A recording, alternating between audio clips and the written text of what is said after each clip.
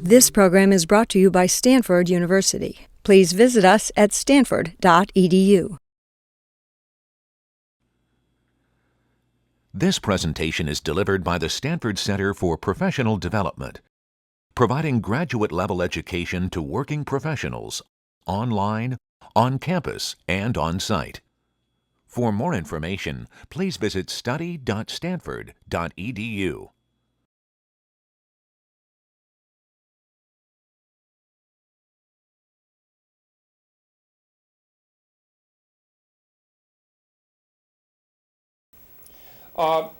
The talk today is being given by Rich Miner. He's from Google. He's part of the team that has built what the industry has chosen to call G-Phone, but really is called Android. And he's going to tell us about building a platform, a mobile platform, and the associated ecosystem to change an industry, something Google's doing all the time. You're on. Thank you. And I have with me Eric Sang here, who's a graduate of Stanford. He's the product manager for Android, and he's going to help out in the latter part of the talk, giving a demo of the software development kit that we've built for the platform, talking about the prize awards that we have for developers developing applications, and also help field questions and answers, which I suspect there may be a few questions as well, so we'll leave plenty of time towards the end of the talk for that. So again, as stated, the industry has tried to talk about or alluded to a Google phone, and as people know, we've been sort of busy over the past several weeks with a series of announcements. Those announcements were one that we announced, finally what we were doing, and some people were disappointed that we didn't show them a phone. We actually think what we've shown is much bigger and much more than that, which is a complete open software stack for building phones. But as important as that stack is, we also did that with an alliance of partners, an alliance that we call the Open Handset Alliance.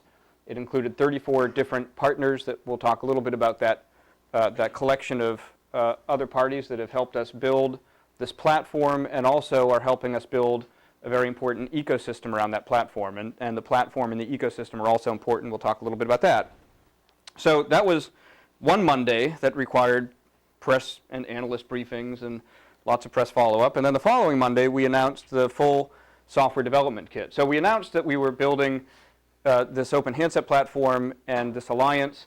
There were people quoted as saying, oh, it's just a press release. And we shortly followed up 1 week later with our SDK. And what many people might not realize, but if you download that SDK, you'll discover, is that software development kit is the entire phone. It's just that it's the entire phone and software. So that software development kit that Eric's going to demonstrate includes, a full emulator of a phone, ARM instruction set, and the complete hardware platform is emulated. There's then an entire Linux stack that's booted, and then our entire phone stack is booted on top of that. So the entire software that a number of us who are doing development on the project, a number of our partners are actually using on a daily basis as our phones, that entire software stack was released as a part of the SDK. So it's very real. And again, we'll talk a little bit more about all of this. Let's first talk about this alliance of partners that we announced with. So there were 34 partners with Google in the Open Handset Alliance. And again, the press, when they saw this, they said, oh, another alliance, it's really easy to just join an alliance. You just have to sign your name to be part of the alliance. If you go to the website, the Open Handset Alliance website, you'll see a number of quotes from the alliance partners, and what you'll realize, there are several different types of partners that we have in the alliance. They're listed here. We have chip manufacturers, people that build the chips that go into the phones. There's software providers who build components of software. Google does a lot of software. We've contributed a lot of software to this handset platform, but there were other pieces of software that we said, you know what, we're not the experts in this particular space. We're not the experts in video codecs for small embedded devices. We're not the experts for speech recognition for small embedded devices or MIDI sequencers and instrument files. So we went to the industry and we found the best in class of each of the suppliers for those technologies, and we convinced them to partner with us to contribute their technology to this platform. All of that technology that I mentioned and much more will be open sourced when we open source the handset. We also talked to OEMs who build handsets and asked them to join the alliance. There were 4 such OEMs. We had Motorola, LG, Samsung, and HTC, the Taiwanese ODM that builds many of the Microsoft Windows mobile phones, joined the alliance. And then, of course, we had mobile operators who are fundamentally important because they have the customers who ultimately purchase these phones, and they oftentimes subsidize those phones for those customers, as well as people like Google, eBay, who were also part of the alliance. So there was this large list of partners. And again, people said, well, you just have to put your name on a piece of paper. But if you take a look, so the chip manufacturers, they are contributing significant resource to help us build the platform. They're also agreeing to open up their register sets and some of the technology that they typically don't open up and make public so that we can open source device drivers that talk directly to their hardware. So that's a contribution that the chip manufacturers are giving. More importantly, or not more importantly, but maybe more significantly, all of the software partners that we have, so Nuance, who contributes speech recognition, packet video, video codecs, Sonovox, other partners, each one of these partners has agreed to give a huge body of technology to the Open Handset Alliance and to open source that technology with our platform. So they're giving a significant amount. The handset OEMs have all agreed. Every one of them who's joined the alliance, there's quote in the alliance documentation that says they're committed to delivering handsets based on the open handset distribution. And to build a handset, that's a multi-million-dollar initiative that they're planning on taking. And then finally, all of the carriers who joined the alliance, all of them made statements that they plan to ship handsets based on the open handset distribution. So we'll keep coming back to this point, but it is very true that typically in this industry and in many industries, alliances don't result in great products, and they typically oftentimes don't even result in products. Many of us who were part of Android have learned from and have scars from past failures at trying to do this. And we tried to very much build the OHA with some of the past experiences and build this ecosystem so that we have no doubt that there will be products, there'll be great products based on this platform. And you know, so the people that don't believe that can continue to sit on the sidelines if they'd like. So yeah, everybody's committed to help us build handsets, and we've said that those handsets will be available sometime mid-next year. So that was the alliance. So then the other piece that we announced was Android. Android started out as a startup company that I founded with Andy Rubin, Nick Sears, and Chris White, 3 other guys who together had a vision about delivering a platform for mobile. We'll talk a little bit more about that founding in a minute. And that's been an Android project inside of Google since we got acquired by Google. And then we're happy that we and Google decided to keep the name Android for the stack as we've open sourced it, or as we do open source it and release it to the world. And so Android is this entire phone stack. And again, we'll show some architecture pictures, since this is an EE Colloquium at some point, that say a little bit more about what that stack is. But it's a very rich and deep stack. And so there have been a lot of initiatives in the industry to try and build Linux phones. Monta Vista alone has probably shipped about 40 million Linux phones.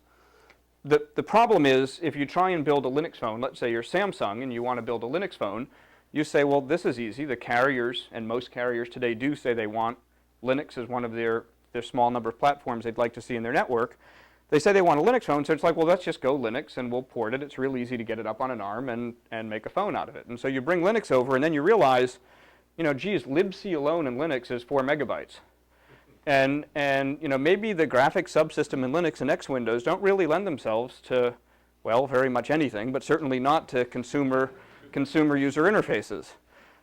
And so you realize that there's a whole bunch of, Linux gives you this great abstraction layer on top of the hardware. It's a great way to write device drivers. Most of the other stuff you want to do for a phone isn't there. So you need optimized 2D graphics environments. You need optimized 3D graphics environments. You need the MIDI sequencers. You need a virtual machine that lets you program in Java. You need multimedia subsystems, databases, a whole bunch of core applications, telephony dialers. So you need a whole bunch of other technology. And so it is all of those other pieces that if you're Samsung, all of a sudden you realize, you know what, there's not even one place you can go to get those. you have to start shopping and licensing and getting all of those pieces, and by the time you're done, you've got 20 different vendors, each with different pieces and different releases, that you're trying to be the systems integrator to integrate all these components to just build that phone that you thought, will just get Linux and build a free phone. Not only that, you're paying licensing to 20 different parties, and when you're all done and you say, great, here's my Linux phone, developers start developing it, the developers look at your Linux phone, and then they look at Motorola or somebody else's Linux phone, and they realize that, well, you made a bunch of decisions about your integrated parts here, but Motorola, LG, everybody else who's building a Linux phone made different decisions, and poor developers don't see a standardized environment on top of which they can start building applications. So that was a problem that we saw, and that's one of the problems that we have attempted to solve, and believe we are solving with Android, is all of those pieces I just mentioned are part of our base phone stack. All of those components are going to be part of our open source distribution when we open it, and most of those components, many of those components are already exposed in our software development kit that we have that you can download and start doing application development on. So there's a lot of pieces, and then again, you not only need that phone stack, you need that ecosystem that we were mentioning in the other slide, the open handset distribution. You need other people to contribute the technology, and then you need to make sure that someone's going to build phones and people are going to purchase those phones, and that's why we have OEMs and the carriers in the alliance as well. Okay, so that's sort of what we announced, and then it's like, well, okay, but who cares? Why are phones important? Why do you need a rich programming environment on top of a thing that's just there to make phone calls? And so here's a few stats. So there's 2.7 billion, about 2.7 billion mobile phones in the world today. So we're approaching 3 billion mobile phones. And just compare that to the number of internet users, right? Internet's this really big market that we're all going to make millions of dollars on. Many people have. Look how many more phones there are. Not only that, but if you take a look at the rate of growth and how many phones are shipping versus how many PCs, there's about 200 million PCs sold every year. And you can't see it because it's chopped off, but there's about 1 billion mobile phones that are sold every year. So 200 million PCs, about 1 billion mobile phones. And in many places of the world, people are never going to actually have probably a PC. The mobile phone will be the only connected device that they have. We'll come back to that in a minute. Putting 2.7 billion phones worldwide in context, let's see. So there's 1.3 billion landline telephones. So more than twice as many mobile phones as there are fixed line telephones. I think fixed line telephones have been around for a little bit longer than mobile phones. We can see what the rate of growth is, especially in developing countries. Televisions, credit cards, there aren't many things that consumers carry around with them that come close to the number of consumers and users that carry around mobile phones. So it's very big. That's good. So again, lots of these devices, and then if you take a look at what's happening in these devices, there's a couple of things happening. First of all, the hardware is rapidly advancing. We're getting many more megapixel cameras. Those cameras can do photos and video. You're getting better fidelity music. You're getting better processors. Even with these advances in the hardware, you're seeing very similar things that happened as PCs started to get commoditized. The price of that hardware is going down while the functionality is going up at a great rate.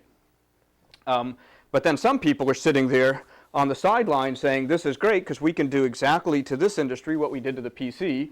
I won't mention who's maybe sitting on the sidelines thinking that, and realize that we can charge a lot for software in mobile phones because, and maybe the price will be flat, but what's actually happening is the percentage of cost of the bill of materials to build a phone is becoming more and more software because of all of those pieces. Remember the 20 different licensing, software that I mentioned you have to license. So the bill of materials is getting cheaper on the hardware side, much more expensive on the software side, and this is what we would like to come in and be, why not, we're Google, let's have some fun, let's be a little bit disruptive to this industry, and let's help consumers reap the benefit of that decreasing hardware cost, especially in developing countries. But let's have them do that while being able to harness and take advantage of the value by maybe building a better app framework and app environment to take advantage of those hardware capabilities.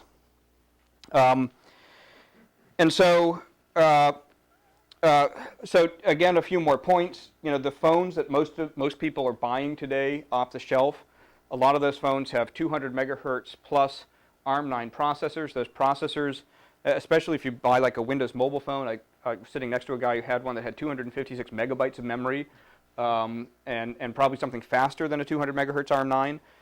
We're seeing processors in mobile phones late this year, early next year, which are going to have 400 megahertz ARM11 chips in them. Those are every bit as fast as computers just a couple of years ago, with just as much memory as computers had a couple of years ago, with now 3G networks that have much higher data rates. And so you've got these very capable devices in people's pockets. They have displays that are approaching or larger than quarter VGA displays, some of them widescreen. And yet the industry has continued to promise the mobile internet, and it's continued to stumble on that promise.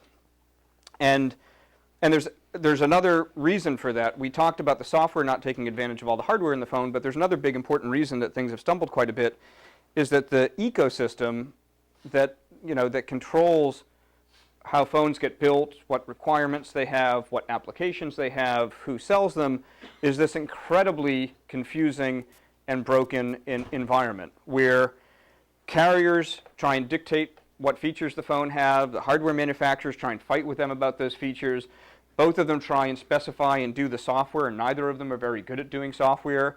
And then they both try and be gatekeepers to say, we're the best ones to decide what applications could be on the phone. Let's pick the next 3 applications that we'll have in our portfolio this year, when we've seen from the internet, it's the long tail of applications that maybe drives things, not the 3 that the carrier tends to pick. So there's this very confused relationship between the OEMs and the carriers. It may be a little harsh to say no one who understands software, especially since we've got some partners on the OEM side and carrier side. But let's put it this way. There are some other standards initiatives out there to try and build standard Linux platforms. One of them is a group called Limo. I really don't know too much about what Limo is doing, but all I know is when I first went to their website to learn what they were doing, I found a 200-page bylaws document. I saw that the founding members were Samsung and Motorola and Docomo, so you had 3 people that really don't have a history or skills or aren't known for software, founding a group to build a software platform. And so it's really true that certainly the historical people who've been building phones and distributing phones aren't the ones who know entrepreneurs, software developers the best. So that's another problem. And then there's very little freedom given to developers, and there's very little ability for developers to take control of their own destiny and market their own software and services to these handsets, because there's very arcane signing processes and other gates that are put up between developers and getting apps out onto the handset that the carriers erect. And little example, so my first startup company got bought by Orange, which is a large European mobile phone company. This is great. I'm part of Orange. I'll make this work. I was an entrepreneur. Why don't we start a venture capital group? We started a venture capital group inside of Orange. Great. Let's go find lots of great companies that we can invest in. Saw all of these brilliant companies doing great apps for the handset. So we went and started investing in these various companies. Then we'd start talking to our own product managers in the company that I was a part of that had just invested in these startups and said, here's some great software. We should get it into our handset. Ooh, boy, that looks like a service that might cannibalize our revenue that we get from our 30-year-old Unisys voicemail mainframe system. And literally, these were the type of arguments and debates you'd have. If you did get a product manager to finally agree, okay, looks like a good app, let's go with it, you then had to start fighting with and arguing with each of the handset OEMs to get it into their latest handset and go through that process. Very hard to do, and I became a little bit pessimistic, and I always caution people who want to do mobile software and just say, geez, are you sure you want to do that? And another thing to think about is how many people do you know made the cover of your favorite tech magazine as the entrepreneur that created that mobile app that really made them millions of dollars, right? It's just hard to do today. So we want to fix some of that.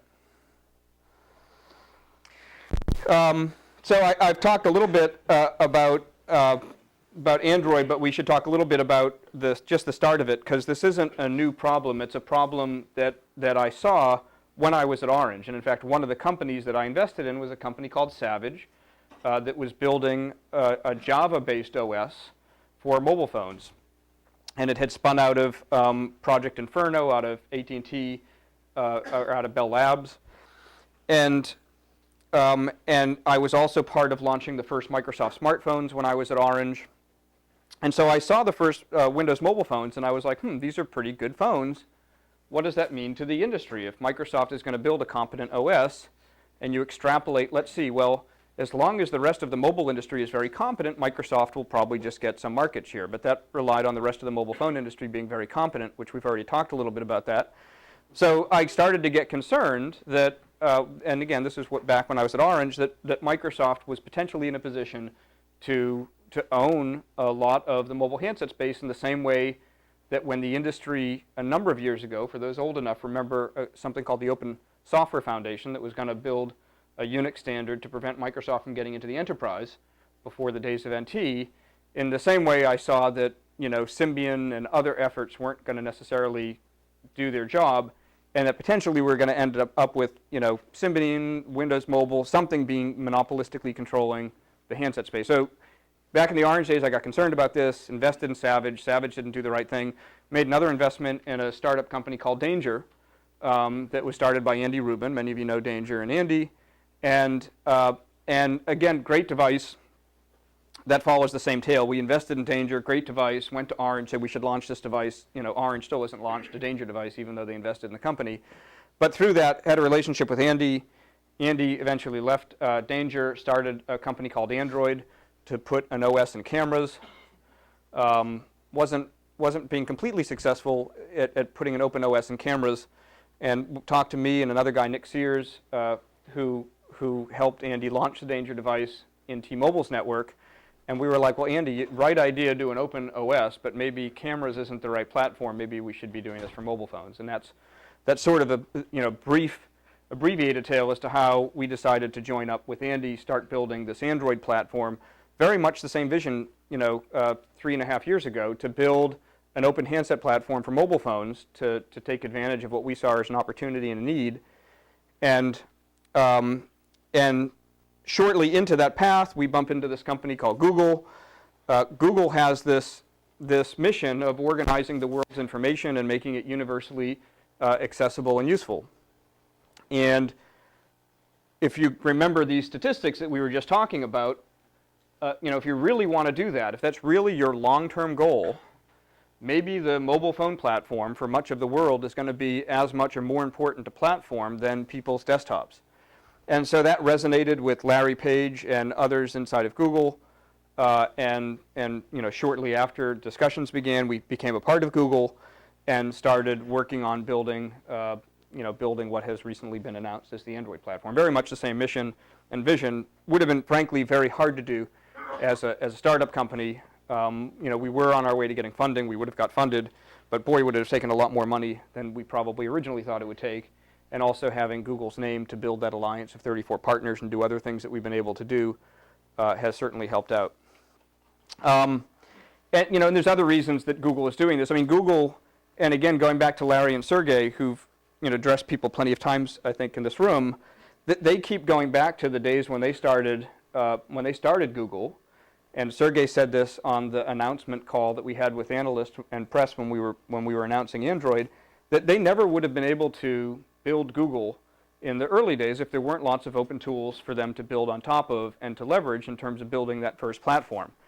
And when Larry and Sergey see us building our mobile apps, which Google has been building some very competent mobile apps for today's handsets based on Java or native, our Google Mobile Maps application, our Gmail app have been very popular.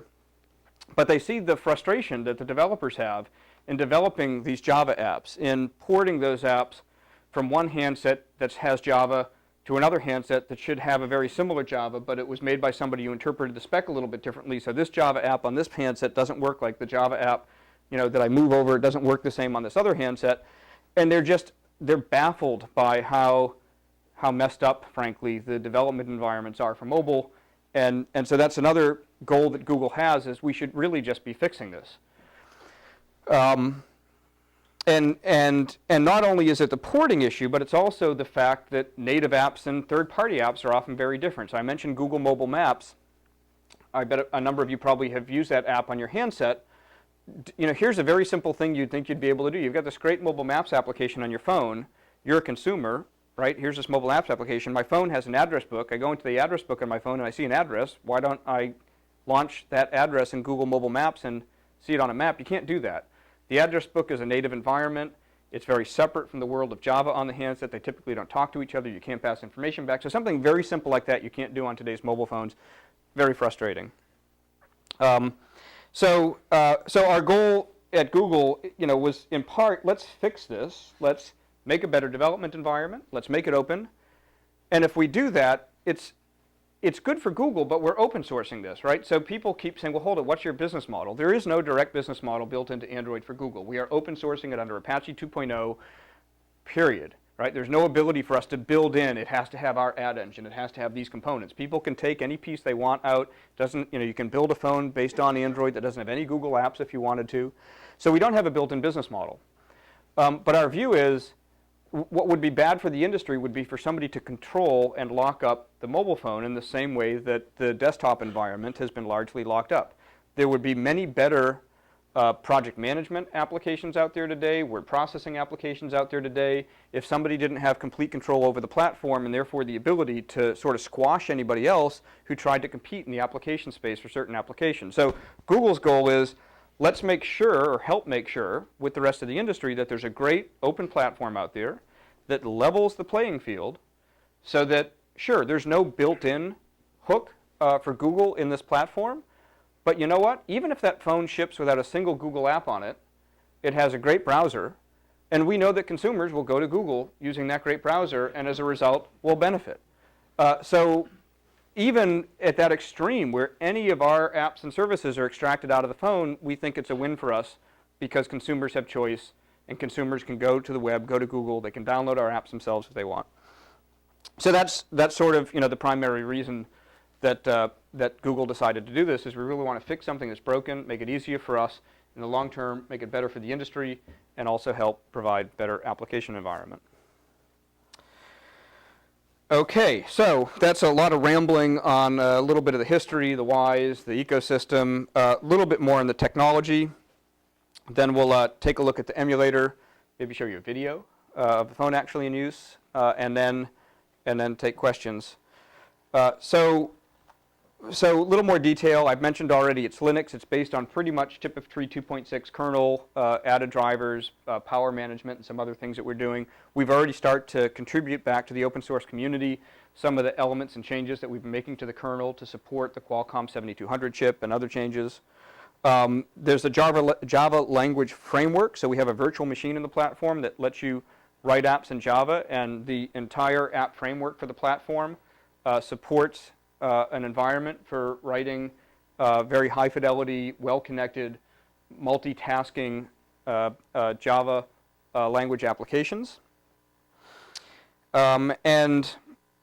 And we've also been working, as I've said, with the ecosystem to make sure that there are hardware reference designs for the first platforms.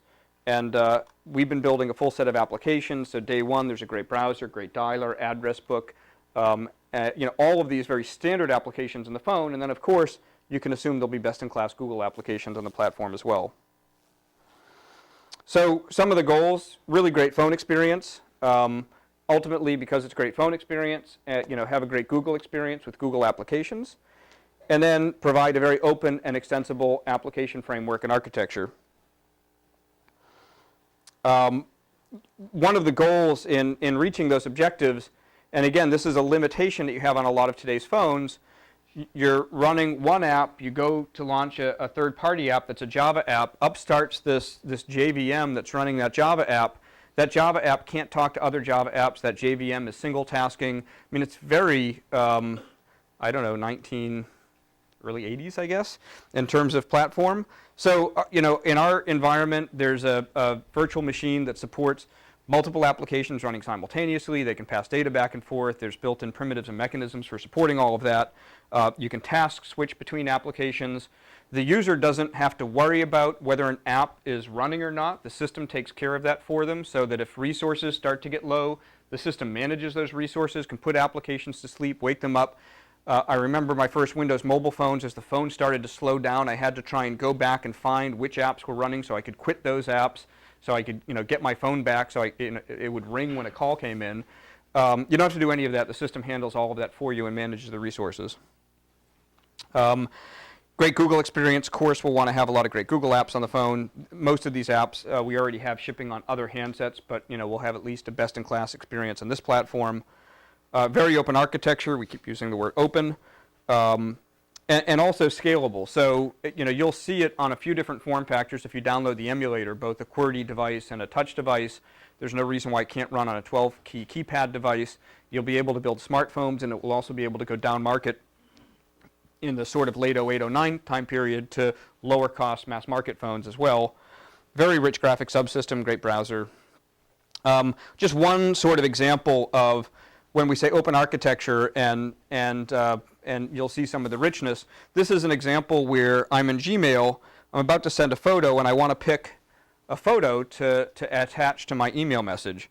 And maybe initially the system would come up and say, well, there's a built-in photo gallery inside of the handset that has photos taken with the camera. You can pick a photo from the built-in photo library. That process actually, that picking action isn't attached to the Gmail app. It's not linked in. It's a dynamic binding that happens at runtime when the Gmail app says pick a photo from the photo gallery. And the reason is I could just as easily say, you know what, I don't want the photo from the photo gallery. That photo I want was in Flickr.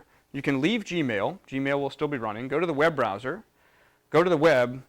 You remember seeing a Flickr module that you could download that allowed you to pick photos from Flickr on your Android phone. Download that Flickr module. Then go back to Gmail, and at that point, Gmail will say, oh wait, now there's Flickr here as well, and it will actually let you go into the Flickr component and pick the photo out of Flickr as opposed to from the native library, or it'll give you a choice of both. But the point is that all of that happens dynamically. You don't have to quit Gmail to get that capability. It's a very dynamic environment for supporting that kind of rich application interaction and services. And then you can also do things like replace the built-in IM with other IM. So if you want AIM instead of Google Talk or what have you, you can do that as well. So very rich environment.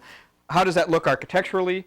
So I mentioned building a phone. There's Linux in a Linux phone, of course, but this is how much Linux there is. Just at the very bottom of the slide here, you see in red where Linux is. And the entire slide didn't print out. You can see it on the web if you go to code.google.com/Android. But basically, Linux is here to support device abstraction, let us put device drivers in quickly, and give us a virtual machine model and inter-process communication and very primitive capabilities. You then have to start building on top of that a bunch of the other stuff that you want to have a good phone. So our media framework I mentioned, which comes to us from Packet Video, web browser, which is based on KHTML web core, the same browser that's in the iPhone and ships on most Macs as Safari.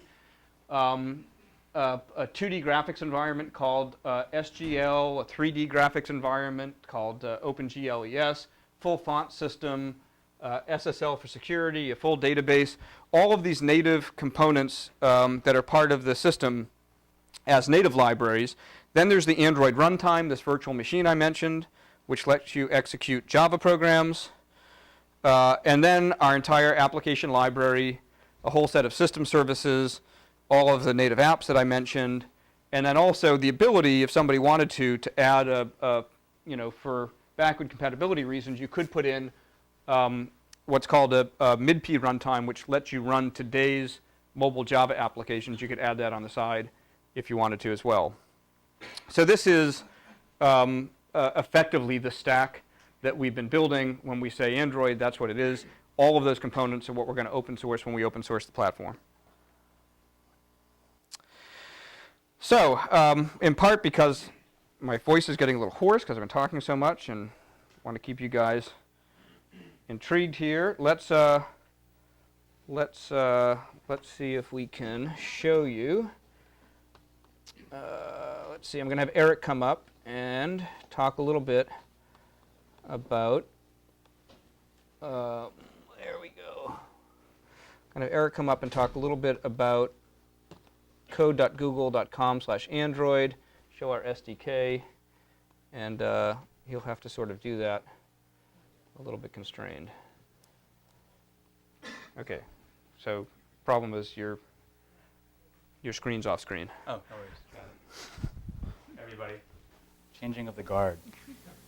All right, so as Rich said, my name is Eric Seng. I'm a product manager for Android specifically in charge of the overall application experience, the application layer. If you thought about that tech stack earlier, it's the stuff at the top. So if you like what you're about to see, fantastic. If you don't, I'll give you Rich's email address later. So in general, when we think about our apps strategy, we're really talking about a three-pronged strategy, and I'll show you that in a moment here. But as overview, we're really looking at three different sources for our applications. First are things that you would be familiar with if you're familiar with Google Apps in general. So things like Google Maps for mobile, Google Gmail. Those will be familiar, but obviously with a slight twist as they are moved onto the Android platform. Source number two is actually just brand new apps that we're building in-house for the platform. So obviously Google never had a phone dialer before, and now we'll have to have one, or an address book for your phone. But the third source is by far and away the most important source, and that's everyone here in this room and everyone in the world, right? And so we keep emphasizing this, but the whole beauty of Android is really in its openness. And the reason why we're getting the SDK out so early is because we want to have people all over the world building for Android as soon as we possibly can get them building for it. So what I want to start off by doing is find the cursor on this. There we go. It's in two display mode. Yeah, where's the? Oh, here we go. So this is a clipped version of our website. As you can see at the top, to get to this later on after this presentation, you can just go to code.google.com/Android.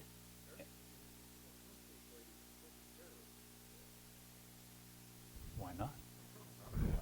Let's do that.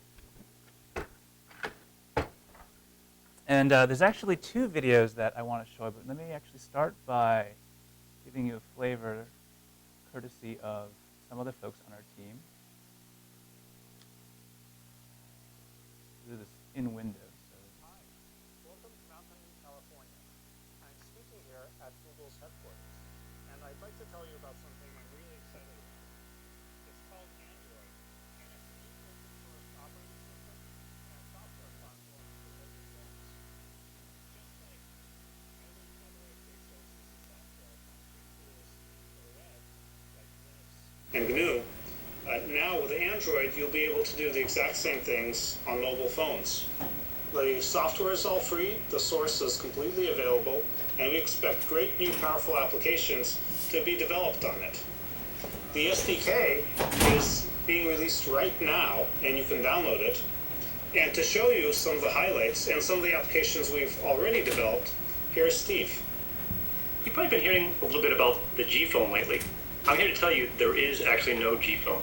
Instead, I'd like to introduce you to the Android platform. This is a platform we hope will enable people to create thousands of G phones. The first device I'd like to show you today is a prototype that I've been living with for about the past 6 months, because in order to create a great product, you actually have to live with it. This particular device is running a full version of the Android software stack that has all the functionality you would expect in a basic phone. Here's an example of the So home screen. let me just narrate as Steve narrates. Where you have access to So what you're seeing now is a live demo on an actual working phone. He's actually clicking through our app launcher.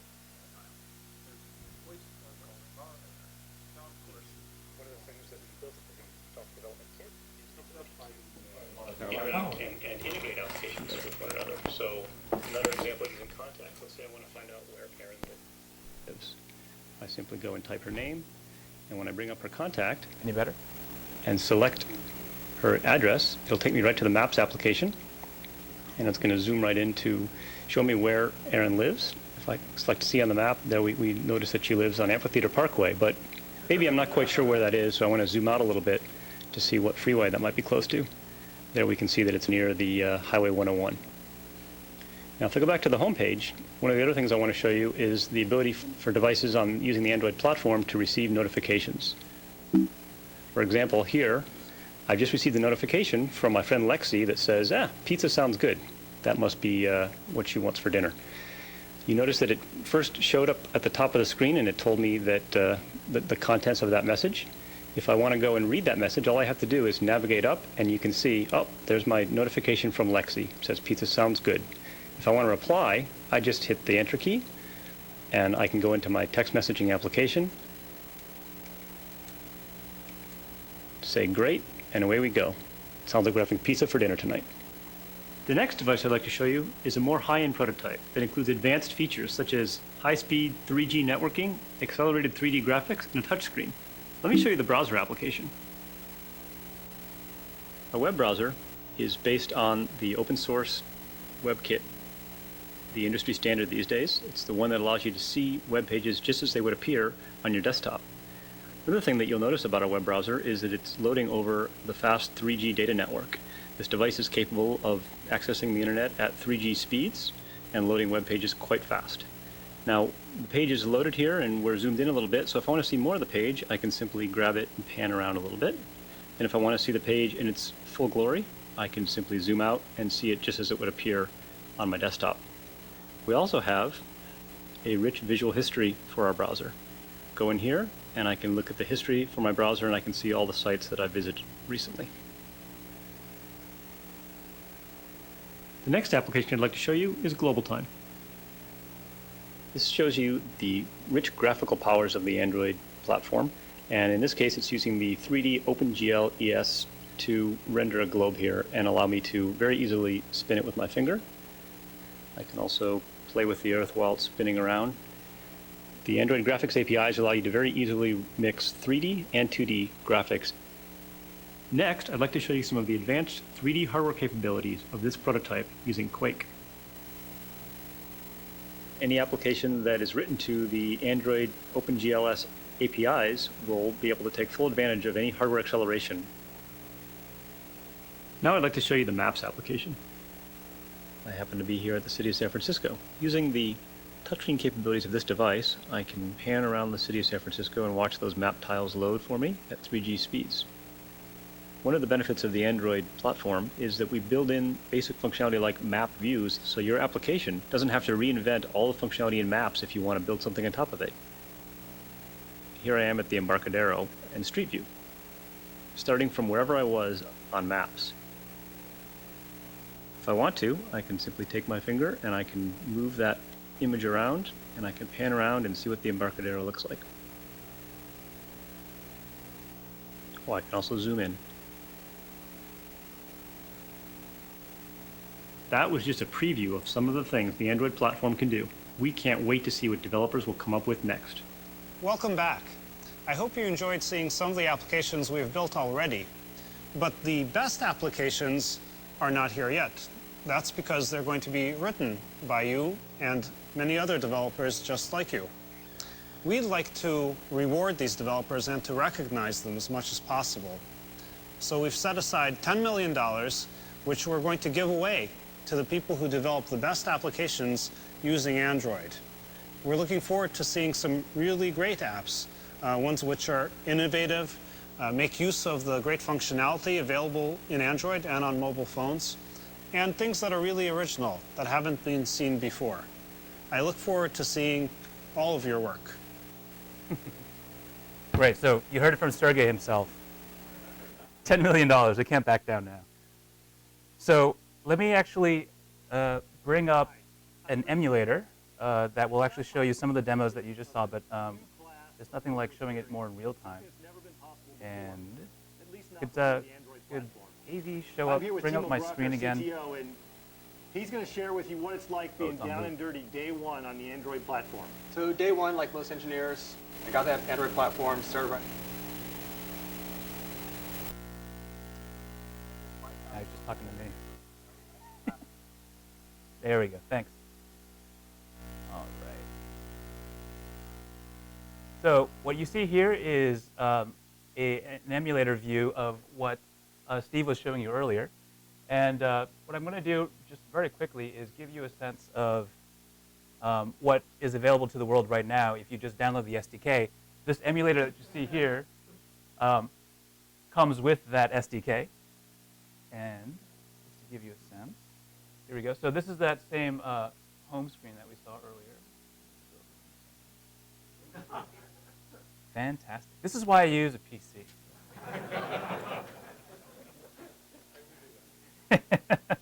All right, so I'm going to scroll over here. And what I can do very easily is create a new contact. If I find my mouse.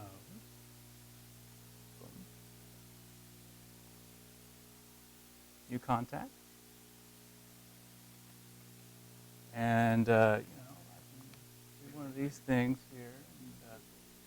And, it's 888 for a good time. And we'll hit done. And here you go. Now, what you can't see here, unfortunately, but what I can hand wave and tell you, and it's true, is that the beauty of what we have here on the device is that it's completely synced with the cloud and all the data that you have belonging to you wherever it may sit. So the moment that I've actually updated a contact or created a new contact here, that information gets synced with the servers in the cloud, and immediately if I go to my desktop PC and I open up Gmail and I go in my contacts, that information is represented there. This is true for both other things like email. It's true for things like calendar. So if I, for instance, delete a calendar entry from my phone, I can see that same change correspondingly within seconds on my desktop PC, and vice versa.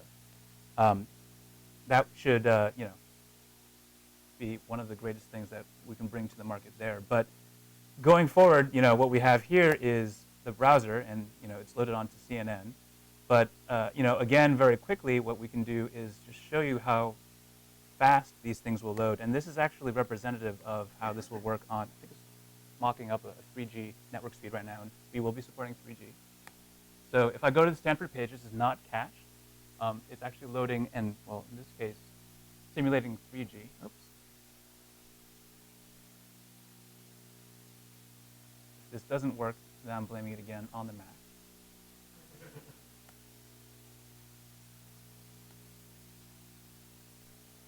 Oh, that's fantastic. It was fantastically fast. But you get the picture. Let's see this. At the risk of looking foolish again. Oh, here we go. So again, this is a little bit clunky because we don't actually have the device in hand, but there are certain user interfaces that we focus on, right? Things that are going to be very, very frequently used, like Zoom, for instance. And the beauty of this is, and it's not as clear here, but in the actual live demo, you'll be able to see just the smooth type of zooming and the very seamless transitions that we're going to have on this device. But then finally, and I don't know if this is going to work, we don't have a network down here, but is our Maps application, which may not run now since... Did we lose our Yeah, I'm not sure if we have our connection right now. Yeah, exactly. I know. We've got the shield all We'll around blame it us, on so we AT&T. can't actually get... Actually... Pizza.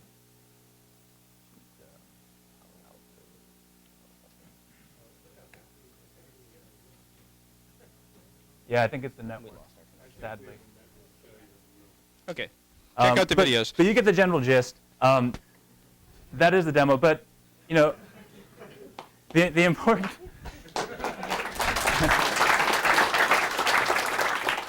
one important thing to mention is that as we go forward, we're going to actually have more and more features and applications actually added to this platform, accessible and completely open to the public.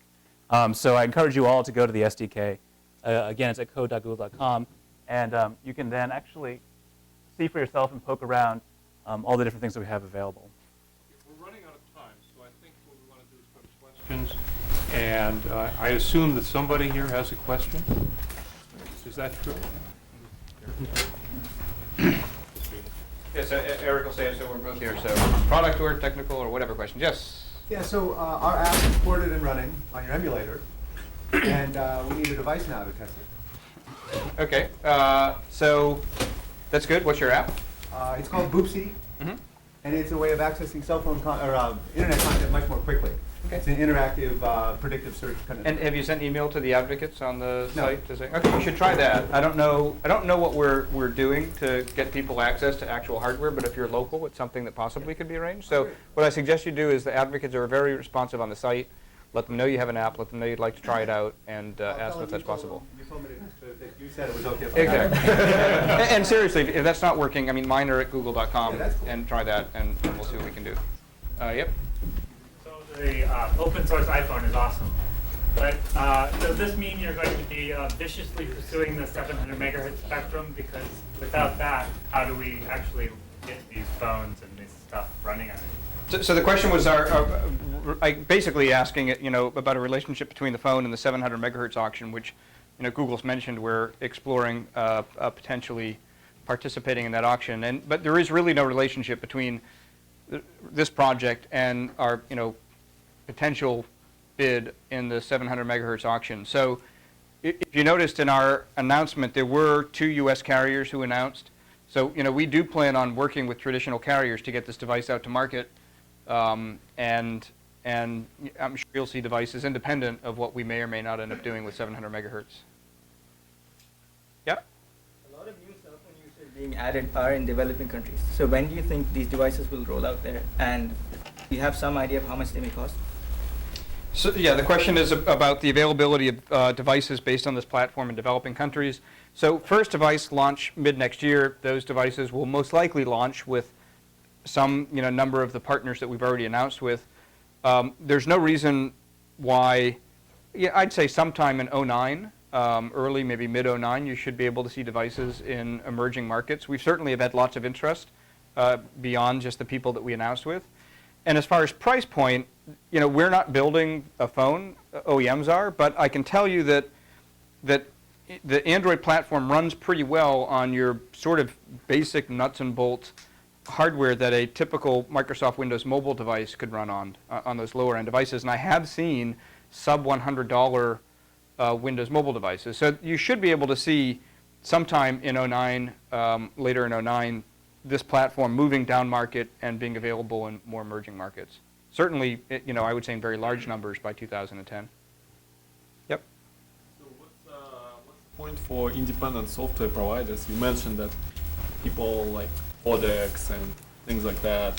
Why they would be interested in providing open source software? How do they get money out of it?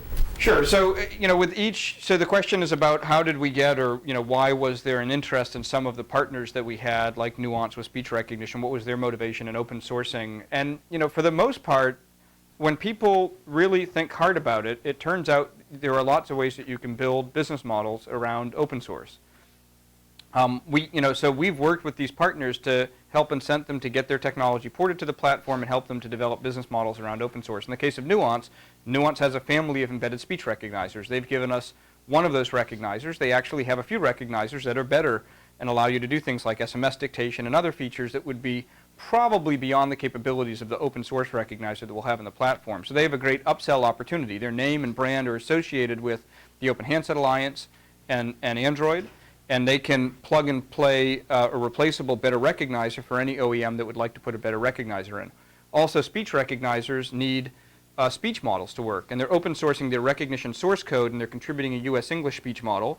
But you'll need to, if you want to build a phone for many markets, you'll probably still want to go back to Nuance and get optimized speech models for different markets. So they'll still have a business to support and plenty of revenue to get from the open source code that they're contributing to the Open Handset Alliance.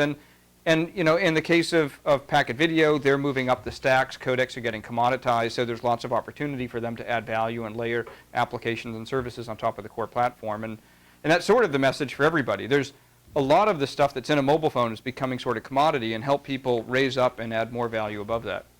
But isn't it the same lockup as in case of Windows, or No, the source code's there, and people are free to you can build your. As you said, that this open source version is very limited, and basically, if you want to do something. No. So the question. So the open source version isn't very limited. It's very powerful, but again, there's a wide range of capabilities in speech recognizers, which was just the example. The recognizer we have in the platform will do great voice dialing, great command and control to control the basic functionality of the handset. But there's maybe some features that the latest state-of-the-art recognizer can do that the one we're open sourcing can't, and that's an opportunity for our partner, for other people. We don't want to put all software developers out of business. With this platform, we want to enable a great base phone platform that we think will be very competitive, but also give the opportunity for innovation around and inside and all over the platform. Yep. What was the original business model for Android before it was acquired by Google? Like you said, with Google, even if you have no apps, they'll go to the browser. Right, so the original question is the original business model for Google.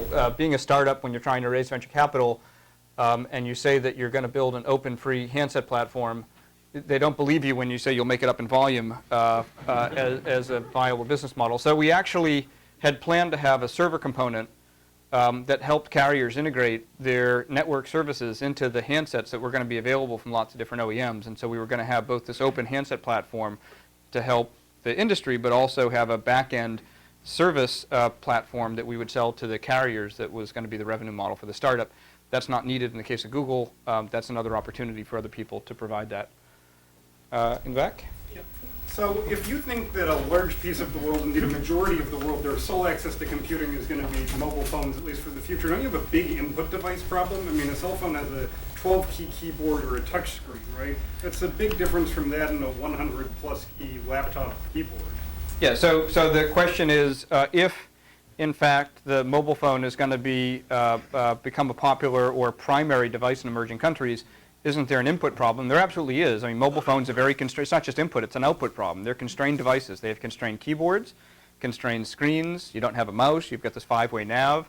I think you're seeing a lot of innovations to make that device a lot better. But no, the mobile internet, needs to potentially not just be today's internet, viewable and navigable from these constrained devices. We potentially need to not only do a good job at rendering, as our browser did, rendering full web pages in a browser on a constrained device, but maybe we also have to help encourage people that the content needs to be developed better for mobile devices as well. And again, that's opportunity for people. I mean, multimodal, using combination of voice and other technologies, there's a lot of opportunities to innovate to get around the constraints of the device. But it is a fact that that device will be a predominant device. So the question is, how do we make that device as powerful as possible? It's also a question. Yeah, sure. It's a question about phasing, right? So it's not the entire world is going to switch over to mobile devices as a primary device tomorrow. We have this concept of a first screen or second screen type geography, right? First screen being where a mobile phone is actually your primary device for connectivity, either because you don't have a PC or you don't have ready access to one. The U.S. and Europe are generally second screen nations, right? Because for the most part, people still generally use their laptops or computers today as their primary device. What you'll find is the innovation that Rich is talking about is like at this torrid pace in countries like India and in China, and in actually places like Japan and Korea as well. So what all you need to do is actually look overseas, across the Pacific, and you'll already begin to see a lot of the multimodal inputs, people who are shopping for insurance plans for their houses in Japan from their cell phone. And that's happening today. Do you think the computer is going to go, the desktop and laptop are going to go bye-bye soon? Is that... No. The desktop and laptop are here for a while. Again, I think our point was there's just countries where people don't have the money, don't have the power, don't have the ability to have a full desktop computer, and that's what the comment was. Yep. Yeah, this is sort of related. So this also can be very cool to run on low-powered handheld PDA-like devices like Sharp Ori or OLPC and so on. My question is, how much of Android is really phone-centric? Is there anything that prevents it from being run on something that has a moderate-sized screen and a small keyboard? So just last week, I saw a video. This has nothing to do with any Google engineer. I saw a video of Android running on the Nokia tablet, the new, was it the 800?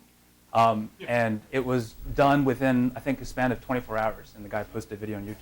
So the short answer is absolutely. I mean, this is definitely a powerful enough platform that doesn't have to be on that specific form factor you saw. Yeah, Google's focused on phones at the moment with the platform, but there's no reason why lots of other embedded platforms, set-top boxes, nav systems, other things wouldn't be able to leverage a lot of the technology we have in the platform. You don't have any constraints that are built in? No, again, it's all Apache 2.0. Build whatever you want, take whatever pieces you want. The woman in the green and yellow. Thank you.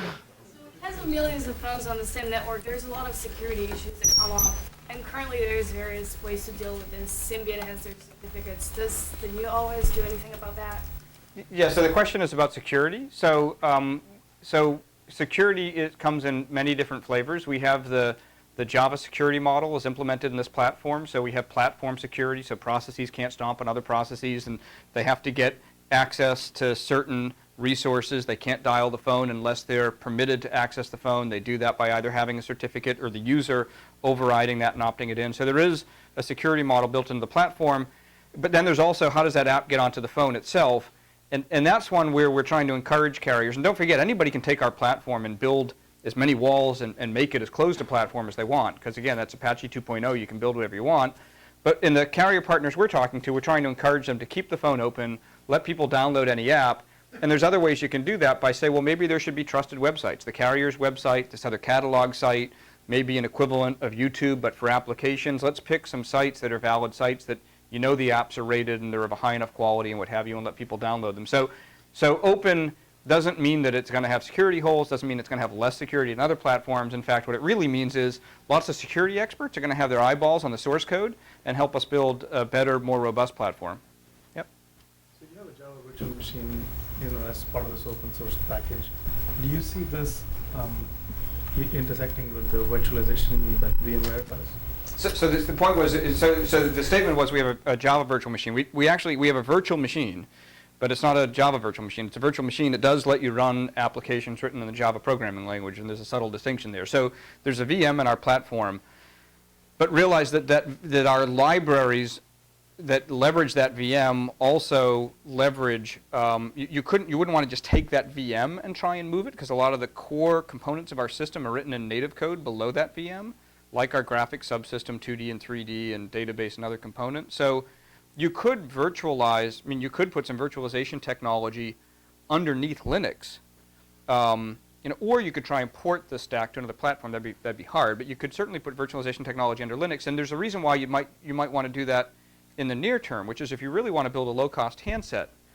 It turns out today's smartphones, a lot of them actually have two processors, and they have one process that runs the application stack like Android. They have a whole other processor and memory subsystem which is running the baseband stack, which is talking to the radio.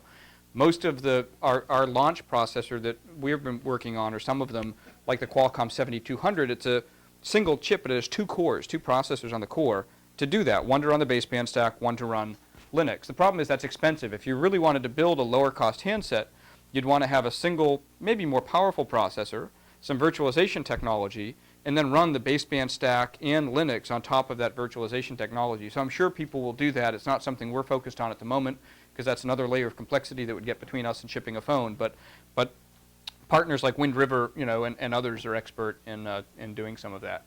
Yep. This is a question about the contents. Does a valid entry have to run entirely on the phone, or can I have something that runs partially on a server and partially on the phone? And if so, where's the boundary? Because I assume it would be an unfair thing to say the entire magic happens on the server and it's just a little web interface. So you can write applets. We've got a full Ajax-y web browser that allows you to run widgets and applet-like applications. So you will be able to write JavaScript, components that have code executing in part on the handset, but relying a lot on the server and are downloaded over the cloud as well. So, in the same way Gmail, which feels like a complete application, but it's all driven by the web and executed in the browser, you'll be able to build applications like that on the handset. And those applications, unlike on some other platforms, those applications will have full access to the APIs of the platform, because all of our APIs are Java. So JavaScript will be able to easily bind into all of our native windowing and other support tools. Yep. What about compute-intensive applications that would require native access to the native layer? So the question was about compute-intensive applications that require access to the native layer. First of all, our VM is very efficient, so I wouldn't assume that you couldn't do compute-intensive applications using our VM. But if you look at our architecture, there's a lot of native code in there. So we haven't released yet, as part of our software development tools, an explanation of how to do it, but there is JNI in the platform, and you can call back and forth. There's a way of calling back and forth between Java applications, applications written in Java, programming language, and native applications. So that support is there. Is there any attention to the issue of any application can delete all of my files? Well, again, there's applications have certain certificates and rights to get access to different parts of the system. Access to files. Well, so access to files. We don't actually expose a file system on the handset, so. So my application can't write a file? No, it can. So another application can't delete it? If it has the rights, it could delete the file, but it'd have to get the rights to. How does it get the rights? There's a certificate. There's a certificate policy in the platform for you to. Crypto? Okay, never mind. Yeah, so if the handset manufacturers are going to be publishing the register mappings, what prevents you from fiddling with the radio directly? I assume that's something the operators would not want you to do. Yeah, so the question is about, can you get access to and fiddle with the radio side of the platform? So their answer, there's a good protection between the app processor side and the application stack and the baseband side of the phone. So we don't open source any of the baseband code.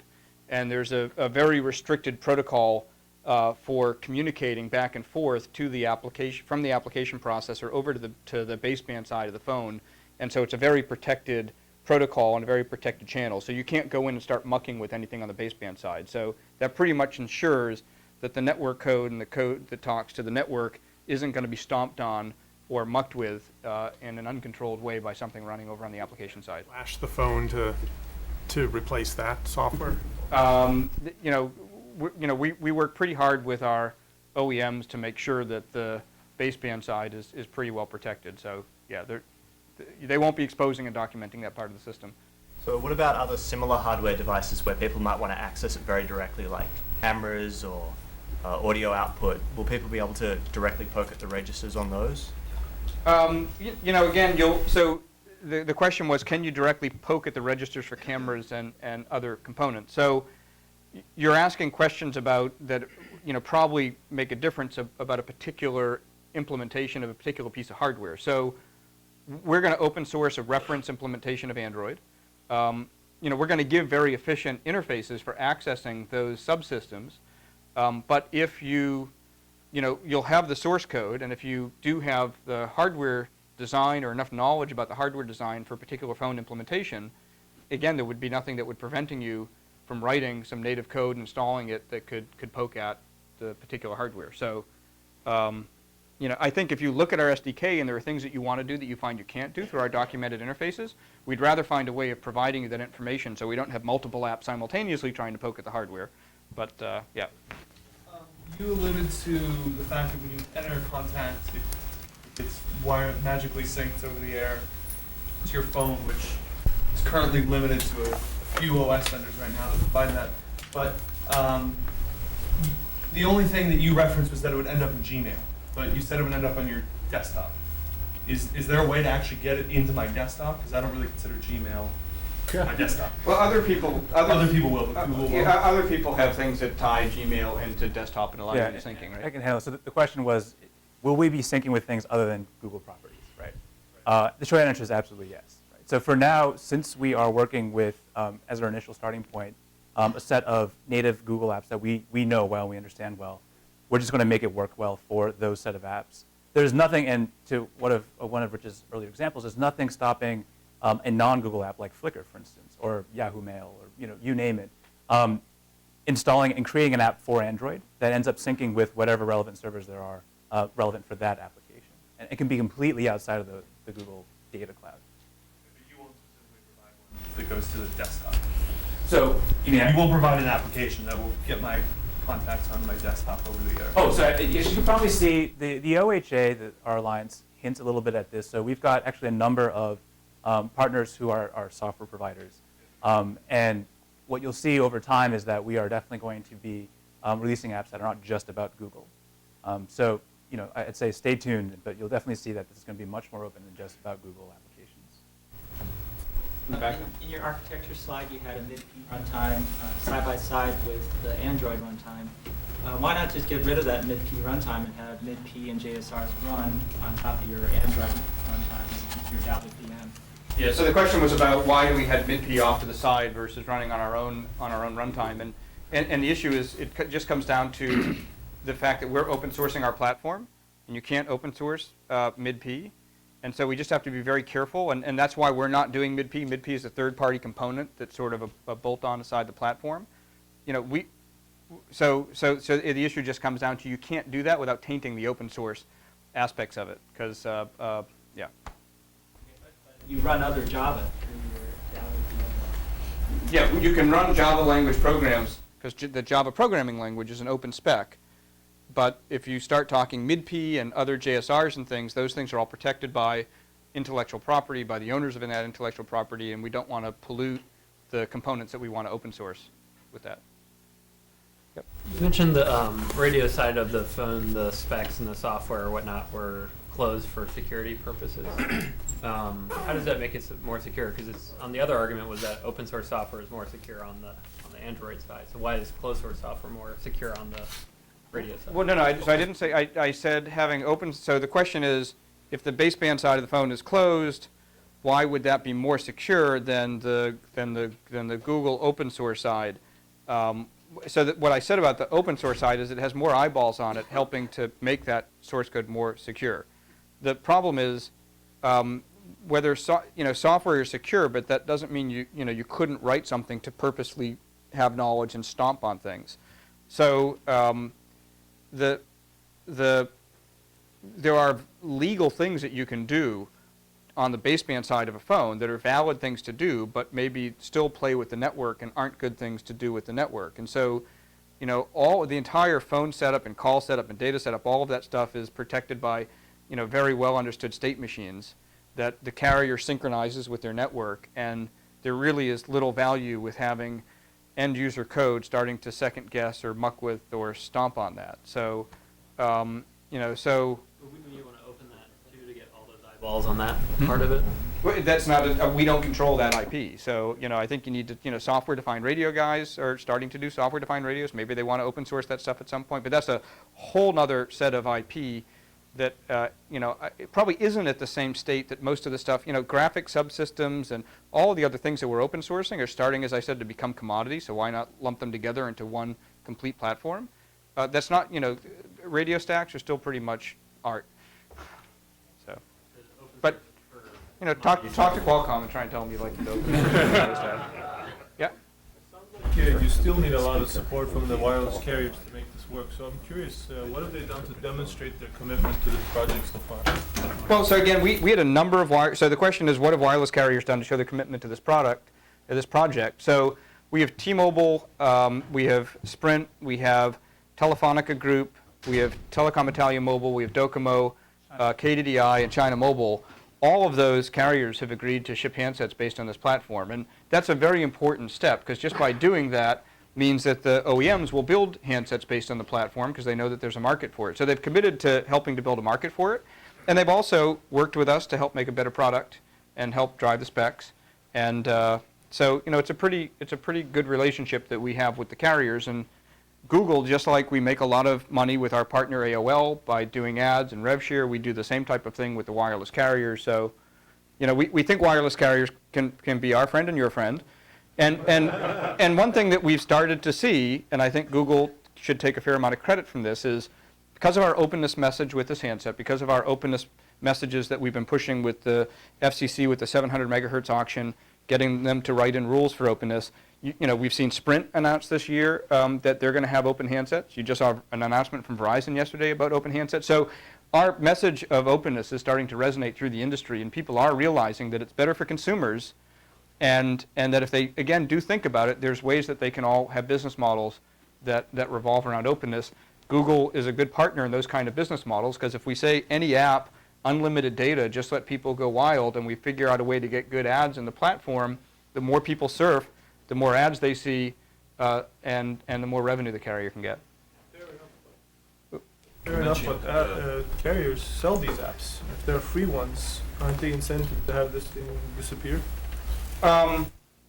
Yeah, there's plenty of ways for carriers to make money. The carriers can be a great point of distribution for apps and partners, and they can do rev share, with the applications, with content, providers. And again, we're helping to educate the carriers on how they can have more open platforms and more apps and long tail apps, not just the 4 apps that they like. So I think you'll see more open environments. Yes, back there? You mentioned the VM being able to handle multiple platforms and multiple VMs. Well, the Android. Could you Yeah, I'm sorry. So our VM, our virtual machine, runs multiple simultaneous applications. So you can have multiple instances of Java language applications running simultaneously, and those apps can be communicating with another. They can be in the foreground or background. So the telephony manager is just a Java application that's running, but while you're web browsing, the telephony manager is still running in the background, so that if a call comes in, it can intercept that call and come to the foreground and announce that incoming call. We're running out of time. Let's do 2 more questions and let's call it a day. Can you get additional definition on what the VM is doing? how it's functioning? Well, take a look at the SDK. There's a fair amount of documentation, and then again, eventually that whole VM will be open source when we open source the platform. Yeah. Are there any plans to support languages other than Java on the same VM? So the question is, are there any plans to support languages other than Java on the same VM? Now, the VM is a Java, language VM. That's what it runs. So, that doesn't mean that the platform, you could write in Java Python interpreter or something, or you could do a native one and put an interface into it. So there could be other languages supported in the platform at some point. One more here. Will Google plan to write more applications on the Android platform? If so, will people have any concerns that you compete with them sometime?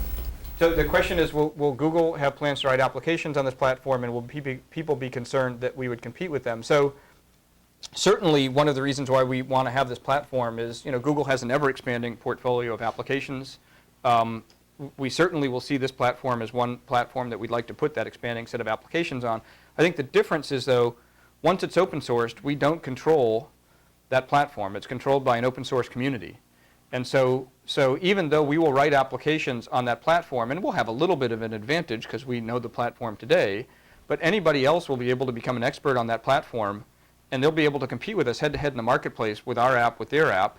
And when Motorola is building a phone and Sprint is looking at launching a phone with certain apps on it, if somebody has a better Maps app or better photo app than Picasa Web or Google Maps, power to them. And that's one of the things that Larry and Sergey and Eric Schmidt, they're not scared about that, because frankly, it's shame on us if people write better apps than us. So our goal here is level playing field. Let's succeed because we're good, and if people are better, then they should succeed in the areas they're better in. So I think that's probably all we have time for.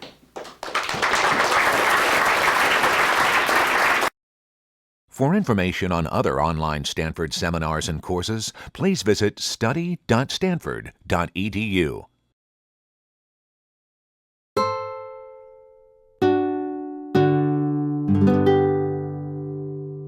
The preceding program is copyrighted by Stanford University. Please visit us at stanford.edu.